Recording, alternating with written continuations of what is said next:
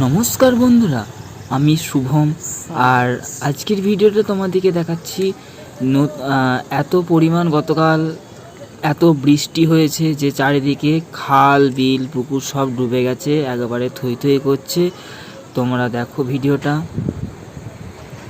দেখতে থাকো শেষ অবধি। দেখতে পাচ্ছ গাছপালা সব ডুবে গেছে, জলের স্রোত।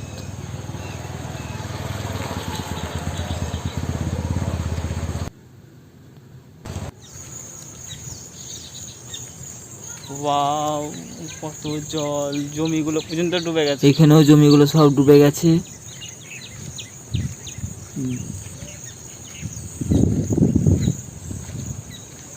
আর এইদিকে দেখো, খালের জল সব জমির দিকে ছুটছে।